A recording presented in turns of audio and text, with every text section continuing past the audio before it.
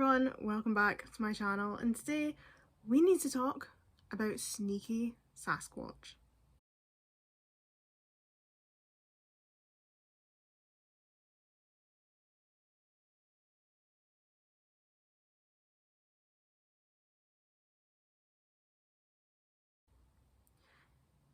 So the story to this one basically is that I upgraded my phone like a month ago, and when I got my new phone through, I got a text and it was like, with your new iPhone purchase you get 3 months free Apple Arcade. And I'm never one to turn down an offer for something that's free, so I was like, hell yeah, sure, let's get some 3 months Apple Arcade. I like phone games. So my plan was to try and play as many Apple Arcade games as possible in this 3 months to try and really get my money's worth out of Apple, and then obviously cancel it when the 3 months is up because I ain't paying for that. But that whole plan has been derailed by one game in particular that I'm really going to struggle to give up when this 3 month period is over, and it's called Sneaky Sasquatch.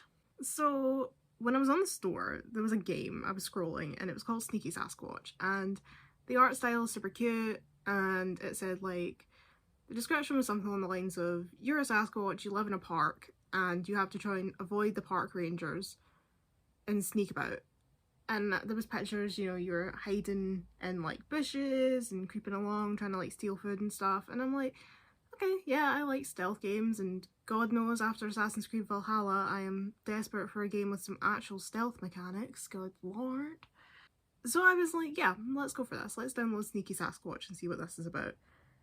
And as it turned out, it is genuinely, without a hint of a doubt, one of the best games I have ever played on any platform.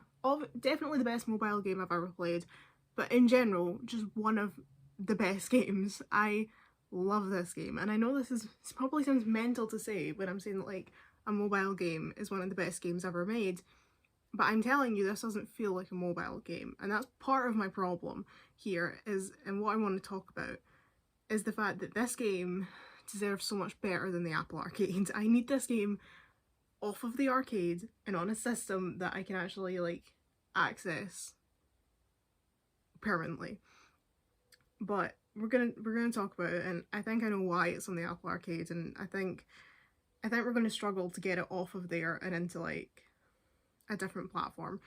But I have hope. So, but for maybe if I spread the word about how good this game is, maybe Apple will hear and let them out, or Rack 7 will hear and be able to take their game somewhere else. I don't know. But I just want to talk about how much I love this game, because it's been a long time since I've like enjoyed something as much as this game. And it sounds so ridiculous. It's like a game where you play as like, you know, a 2D Sasquatch, but genuinely so good. So good. So let's talk. So when I downloaded the game, I was under the impression that it was like a simple, stealthy game where you play as a Sasquatch, you creep around in the park, you try and steal food, because that's definitely how it starts. Like, you have nothing when you start, you've got no money, you've got no food, you've got nothing. And you need to eat to stay alive. Although I don't know if you can actually die, I don't think you can die, but the Sasquatch is supposed to eat. So you have to creep around the park, and the park rangers, if they see you, will chase you and take you back home. And so you're trying to go out, you're trying to get into the campsites, you're trying to sneak up on people, steal the food out of their like cool box or their hamper or picnic basket or whatever, and then you can take it back to your camp and eat. And that's how it starts. And that was, when I started it, what I assumed the whole game was. I'm like, this is fun, this is a good way to like pass some time when I'm like chilling on the couch and watching mindless television, etc, etc. But it turns out that when you actually get into the game, you start exploring, you start earning money, and you can buy new things. There is so much more to this game. Like, there is loads to do, and it's so much more than just sneaking around stealing food. Like, the actual title, Sneaky Sasquatch, like, it's a great title, but it does give you the idea that this is like a stealth game where you sneak around, when actually there's loads to do that have nothing to do with being stealthy or sneaking around and stealing stuff. Like, this game is huge, and I imagine it probably was that when it starts, but Rack 7, the developer, constantly put out new updates with like loads of new content in these updates, like loads of new stuff that you can do, and every time they add it, like they add new locations, they add new activities. and the game just becomes bigger and bigger. So like it very quickly became not just like a stealth game set in a park, but a game where like you just play as this, you happen to be a Sasquatch, and there's so many things to do and so much, like, there's quests and activities and adventure and life sim as well. Like I would definitely say it was a life sim, because you are basically, you can completely forego the actual like storyline and just run around and do nothing and like have fun, which is reminds me a lot of the way that I play Grand Theft Auto 5. And I have completed the whole story of Grand Theft Auto 5, but there's also a lot of time that I turn on Grand Theft Auto 5 and all I do is go and do yoga, play tennis, play golf, drive around, go shopping, go to the theme park. Like I always call Grand Theft Auto Rich Man Simulator, because it's like this is my LA American dream here, you know? We're living in Los Santos, we've got loads of money, and we're just spending it willy-nilly and not doing anything of any substance. And that's kind of the way that you can play Sneaky Sasquatch if you want, where you can just like go around and have fun and not really do anything of any particular weight, but you'll have loads of fun doing it. But if you want to play the actual story, there's so much going on there too. So let's start with the plot.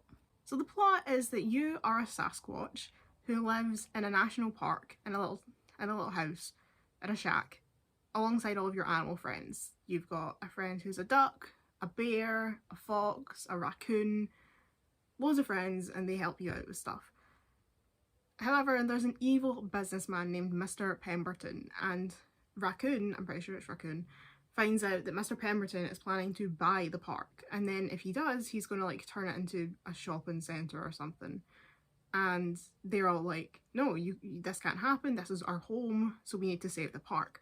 But the only way they're going to be able to do that is if they can buy the park, like if they can pay more for the park than Mr. Pemberton is offering.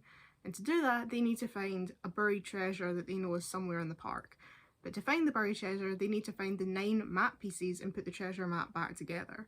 So that's your first quest. And the way to find these map pieces is basically by exploring the world and involving yourself in some of the activities. So there's a map piece you can only get by beating a guy in a golf competition, but to have any real chance of beating him, you need to get the pro golf clubs, which cost, I think it's not very much, but at this point in the game when you don't have a lot of money, that is actually quite a bit of money. So you need to earn money so you can buy the pro golf clubs and beat this guy in the golf competition, and then you'll get his map piece. And there's loads of different like activities you need to do to get these 9 map pieces. But when you do, that turns out to only be the first part of the story, because I was like, oh, I've finished. But it was like, no, no you haven't, because there is so much more still to do.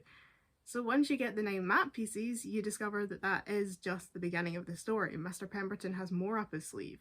So then you need to go and start the second part of the story and try and defeat him again. And then when you do defeat Mr. Pemberton the second time round, that's not the end of the story either. And now you've got a whole bunch of new quests to do. And the new quests were added in February, so it's very possible that there's going to be more story quests added in the future, because obviously we're only in April now, so there could be so much more coming to Sneaky Sasquatch, and I'm sure there will be. But it's just so good, it's so fun. So one of the things I think is so good about this game is its open world. So like this is a proper open world game. Like yeah, okay, you have to load between each screen, but it is an open world that you can explore at your leisure, and it has 13 distinct locations, which are the Sasquatch Valley, the campground, the RV park, the lake, the golf course, the river, the town, the maze, the ski mountain, the racetrack, the island, and the marina.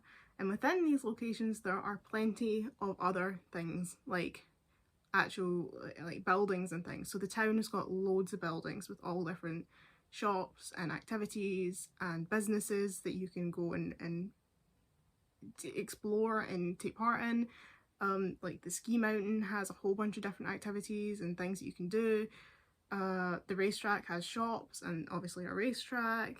The island has a bunch of things you can do. Like these all have specific locations. There's also like the museum, which is out on the highway, and the sawmill, which is also out on the highway. So there's just loads of locations to explore. Like I've been playing this game for a month now, And yesterday was actually the first time I went to either the island or the museum. Like, the whole time I've been playing, I still hadn't visited either of those locations yet. So I'm still discovering new things every day in this game, even though I've been playing for a month, because there's so much to do that there's just no way you can see it all right from the start. And for a start, you can't even get out on the highway until you own a car. So until you've got enough money to get a car, or until you've got enough money to get keys to steal a car, you can't even get to the ski mountain or the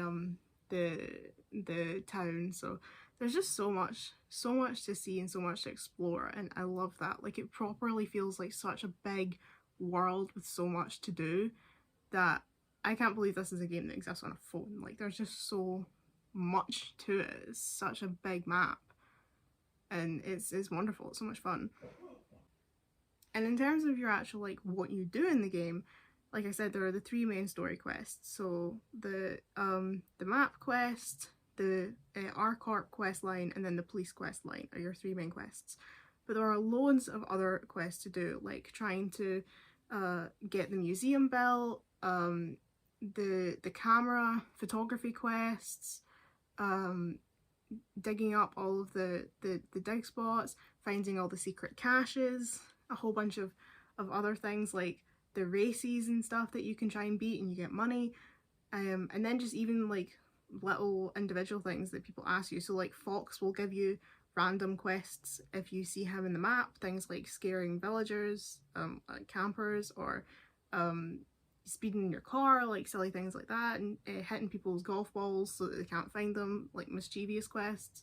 Other ones will ask you to like bring them stuff, so they'll say like you'll meet someone and they'll be like, oh, I really love oranges, so like if you have any oranges, bring them to me. There's a whole bunch of just little random quests scattered around the map, as well as your big main story quests. And then on top of all of that, there's all of the activities and jobs that you can do. So the different careers that you can have, and you can have all of these at once and earn money from all of them at once.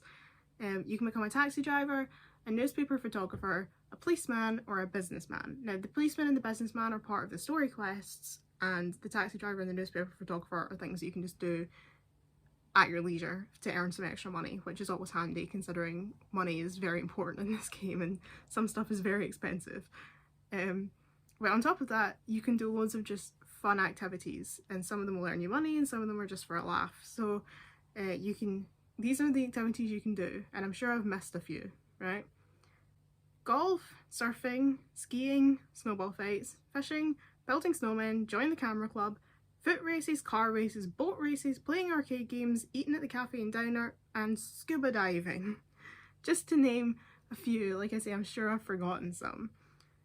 So you can just spend your time running around doing that. You can go to the golf course, you can build snowmen, you can join the camera club, and then the camera club gives you like a bunch of photography requests, and you have to like run around the town and find the thing that they want a photo of and take a photo of it.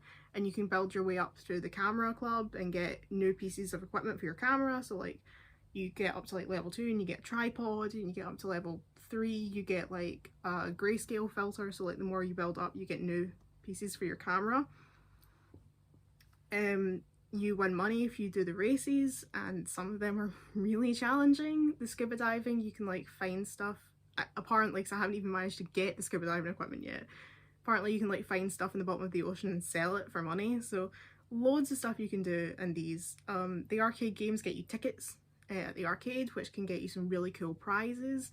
So just so much you can do in this game that's not even part of the main story, that you're just doing for the fun of it, and you get rewards for it.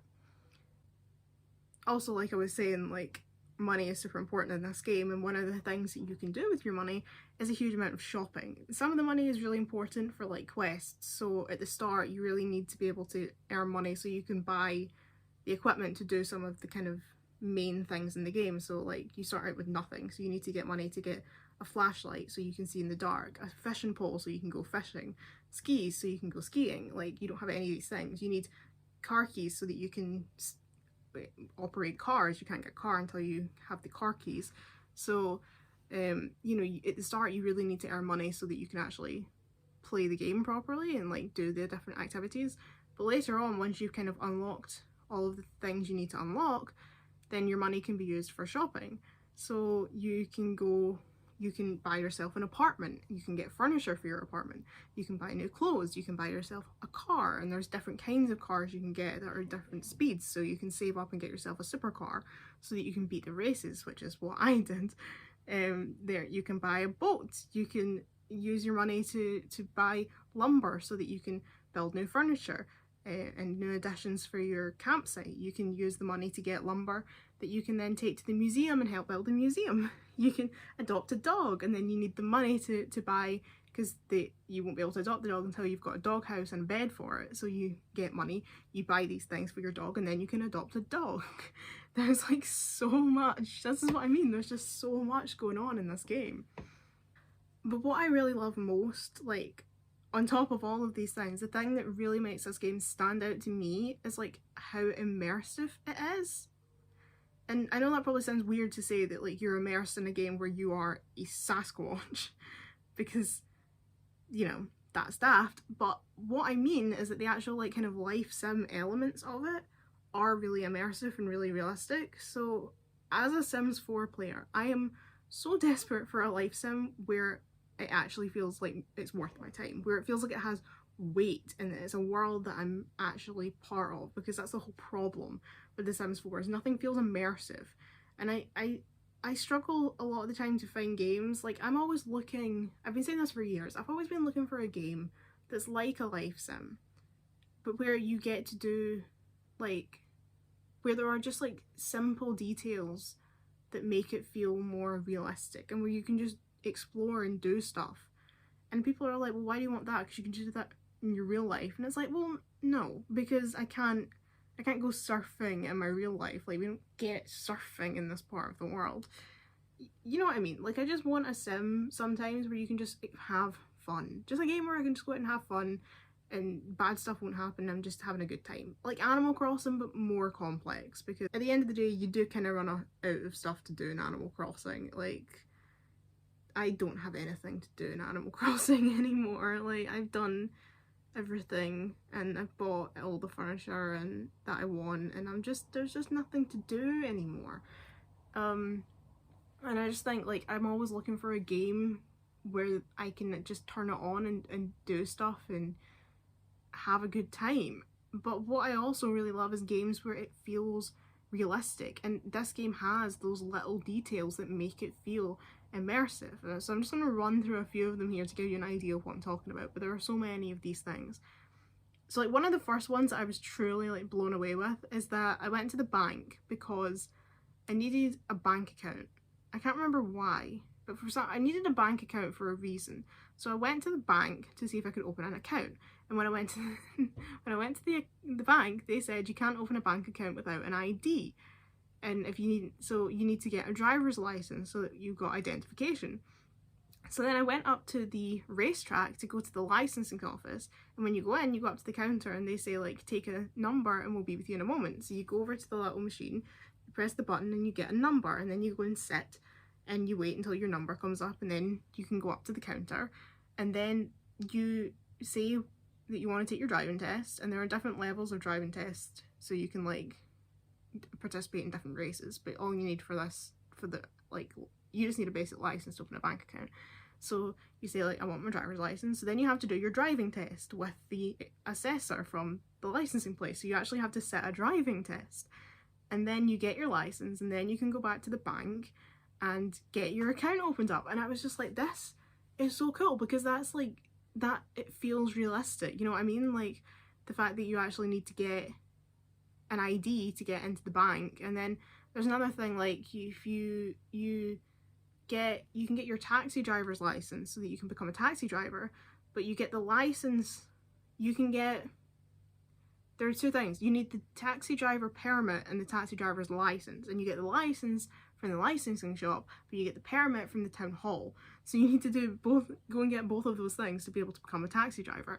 And this is what I love, because it's like, it actually feels like a proper world where the things that you do matter, and that you need to like, everything's not just handed to you, you know what I mean? Like you actually have to like do realistic things to get what you want, and that's what I want. Like, I like games where, I'm not saying that's a challenge, but just where it feels like what I'm doing makes sense, and like I'm really a proper character in this world where things aren't just presented to me. It's like, well, you can't do that until you've done this because that's how the world works.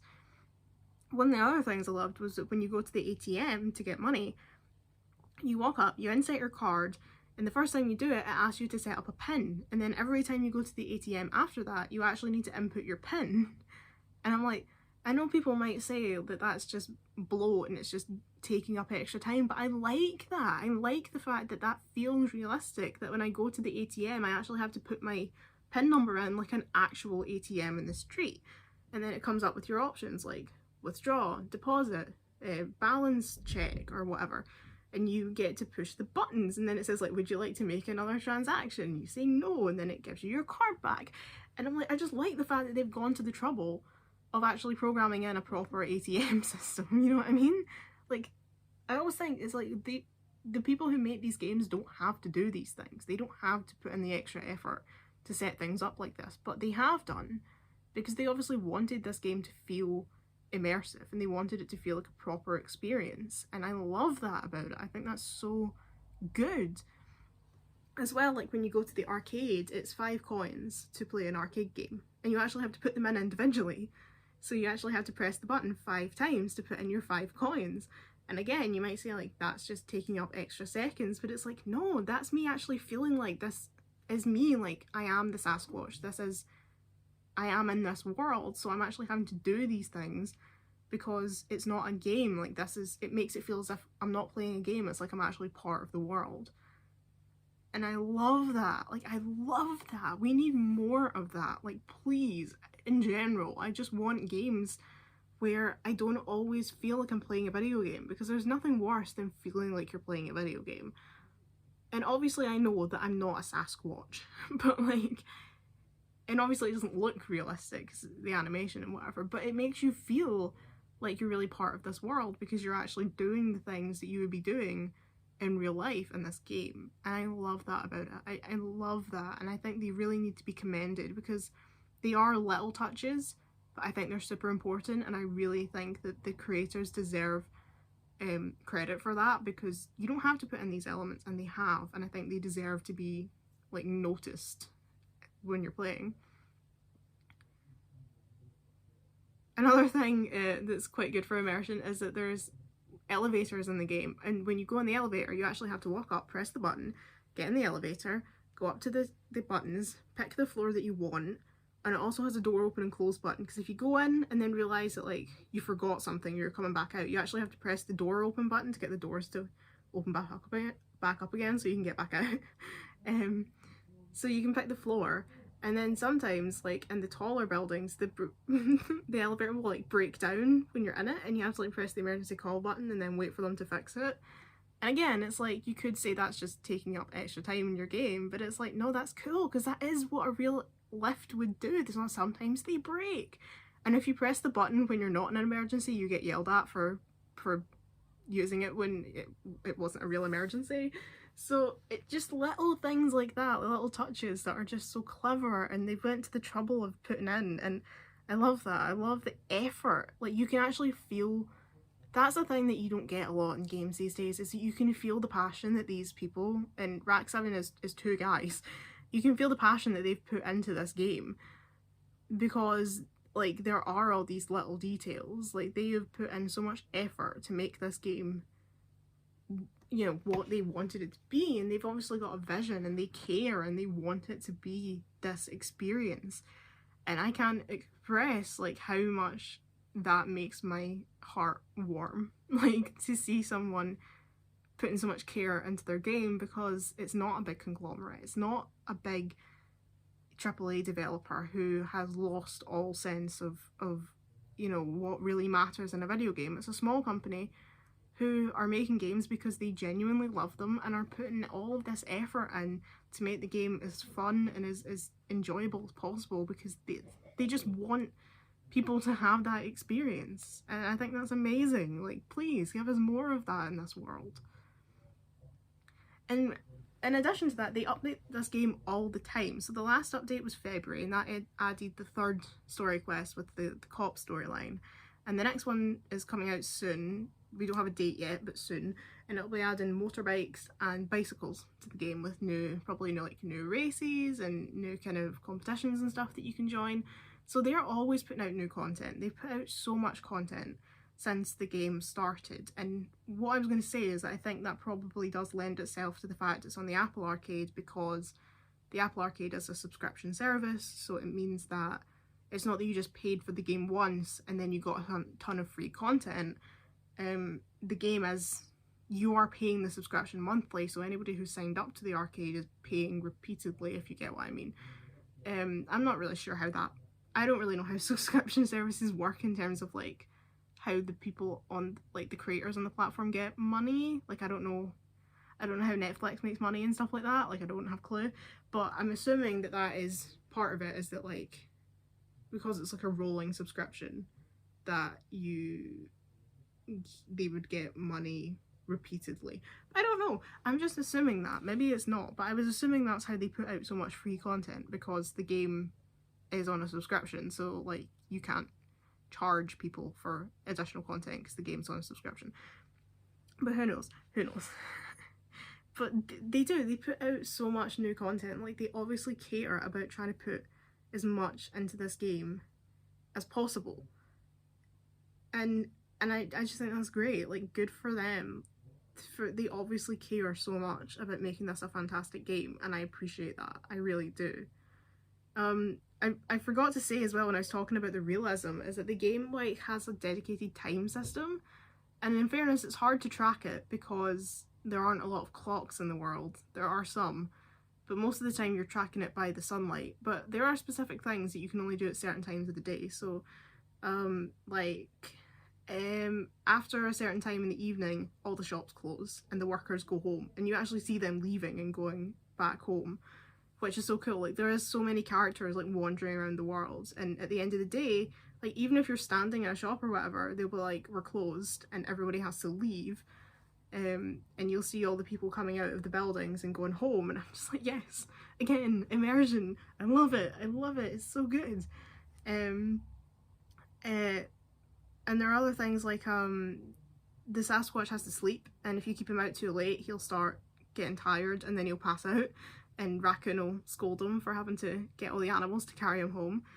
There are certain like hidden cash boxes that only open at certain times of the day, so you have to find a way to be at that spot at that exact time.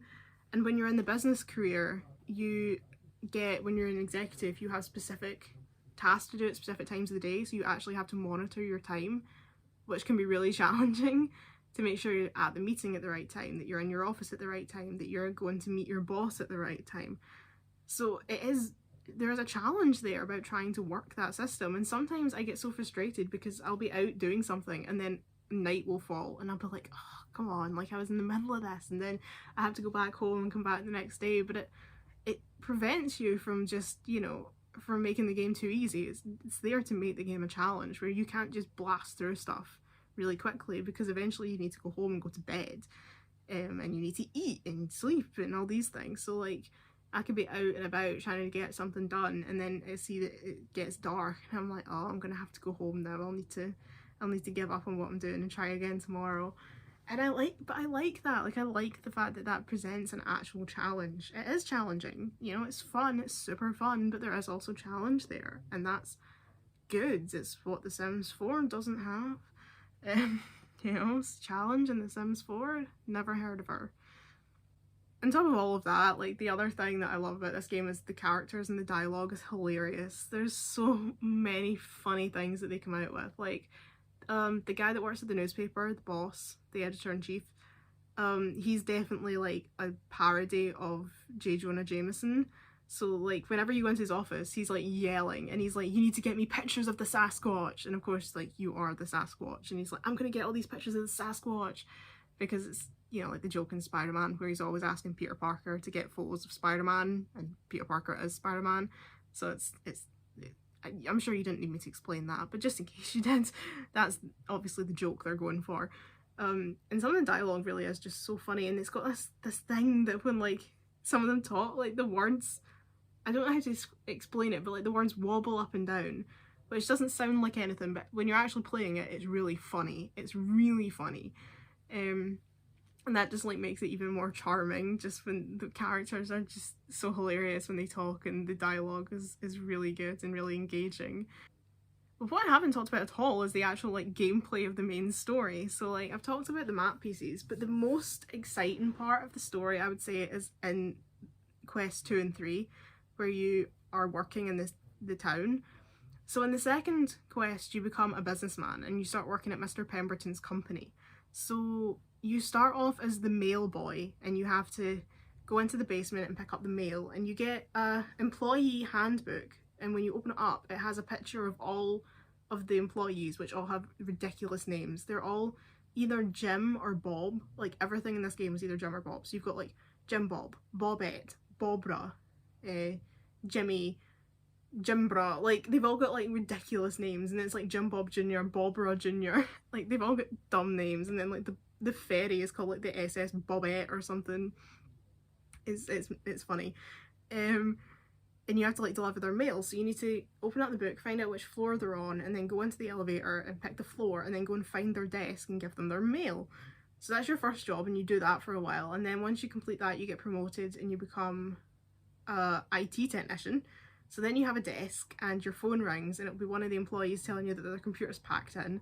So then you have to again go and find the employee in the building, go up to their computer, and their computer either needs just turned off and back on, so you just press the button and it turns off and turns back on, or you need to like unplug something and plug it back in, or you need to like use a disk to like reinstall their operating system. It's fun. And then at the top, once you get promoted again, you become an executive, and that's when you have to do the timed things where you have to sign papers, go to meetings, and then meet Mr. Pemberton and go golfing at certain times of the day, and you need to keep track of them. So that's like, I loved doing that. There's also a bit where I forgot about this, there's also a career rung where you are like a delivery person almost. So people around the building will ask you to run errands for them. So they'll be like, can you go to the diner and get me a burger? And you need to like run down to the diner and get a burger and then run back. But if you take too long and their food is cold, like you need to heat it up in the microwave. So if you get like a burger and then you've been running around the town so much that your burger's gone cold, you need to go back to the office, put the burger in the microwave and heat it back up before you can give it to the person that requested it. And this is what I mean, like these little details that just make the game so good. And I mean, I never really needed to do that because I usually was pretty fast in getting them stuff, but like the fact that that is there is just so clever. You know, they've put so much effort into this and I love it. I love it. But I would say the cop career has been my favourite so far, and I mean, don't get on me about, you know, like I don't want to get into discussion about the police right now, but just take my word for it that the police is the most fun career in this game. There's no police brutality in the Sneaky Sasquatch world. Everything's hunky-dory there. Ranger brutality, but not police brutality. So when you get there, you become like a traffic cop. So you get your own speedometer and you have to go and like stand out on the road, and you can put it on a tripod, and then when the cars go past it flashes up if they've been speeding, and then you have to chase them in your police car and pull them over. And then when you pull them over, you have to like go up to their door, talk to them, get their driver's license, go back to your car, put it in the police computer, check if they're breaking any laws, and then go back around and decide if you're going to write them a ticket or not. And then when you do, you have to pick what laws they've broken on the ticket. And if you get them wrong and they've like if you put something down that they haven't done, they'll get mad and the police chief might yell at you. And if you don't put down something that they have done, then the person laughs at you as they drive away. So like there's like different levels to that as well. So like you start off like doing like speeds and stuff, and then you have to, or I think you start out that you have to find ones that have got no insurance or no license. Then you can do the speedometer. Then you have to try and find ones that have got like illegal contraband in the front of their car, like in the bonnet, under the bonnet of their car, because for some reason they're all keeping food under the bonnet. I don't know why.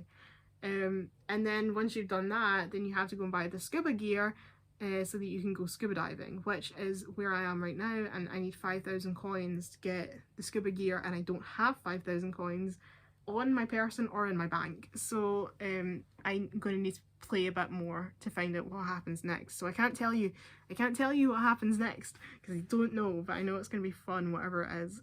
And it really is just so enjoyable. Like, it's such a good time, it's so much fun, and there's just so much to do. And I love it. I love doing those challenges, like working in the Arcort building, working for the police. It's super fun. And yeah, I mean, I think that's really all I had to say on it. I really needed to tell someone about how much I love this game, and what I wanted to say is that I really hope this game gets off the Apple Arcade, because I don't want to have to keep my subscription. No offense to, I mean, yeah, big offense to Apple. I'm not the biggest fan of Apple, but I don't want to have to keep paying a subscription service for mobile games. Like, I don't need it, but I'm going to be so sad to lose my access to this game because it's so fun and it's made me so happy over the past month. But I really feel like this, it feels like Untitled Goose Game, but with so much more to do. Like, you can play Sneaky Sasquatch for so much longer than you could ever play Untitled Goose Game. Like, I don't know, like, no matter how slow you play Untitled Goose Game, you're always going to have more to do in Sneaky Sasquatch. So I'm like, this game belongs on the Switch. Like, at least on the Switch. It belongs on every console in my opinion, but I would say it needs to be on other platforms, because I would pay money for this game. Like, I love it. I would happily pay money for it. And if you go online, there's a really dedicated fandom. There is a really comprehensive wiki, which I've been using every time I get stuck. There's a really popular subreddit where people are always talking.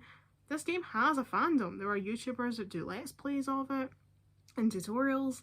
It's super popular, and I really do think that it deserves more than the Apple Arcade, because I don't know how many people are signed up to the Apple Arcade.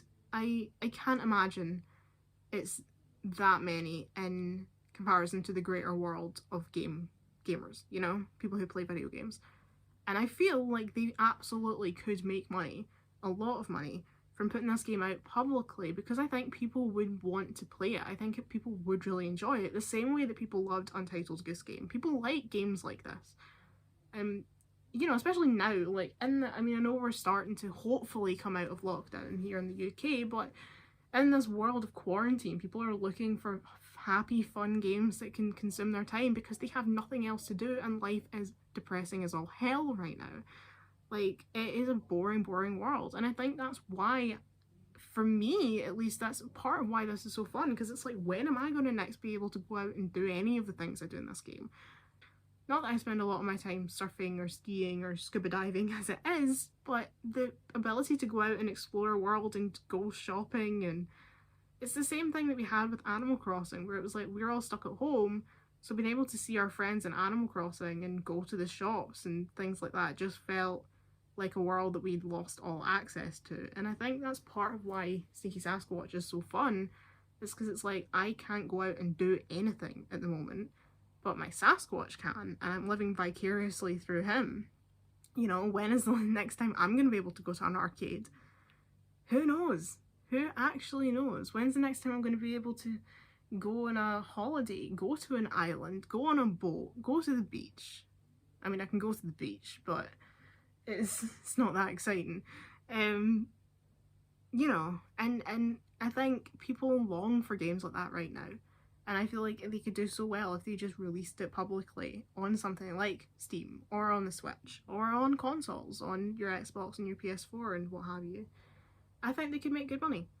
So, I don't know who I need to talk to, I don't know who I need to petition, but if someone's out there and, you know, you're watching this and you have the rights to Sneaky Sasquatch, Rack 7, Apple, I don't know, make the game on a platform that's not Apple Arcade, please, because the world deserves Sneaky Sasquatch, and more than that, I deserve Sneaky Sasquatch. I've put so much effort into this game, please let me continue to play it. I love it, don't take him away from me. He's so cute, don't take him from me. Anyway, that's really all I have to say on this one, so I'll see you in the next video. Bye!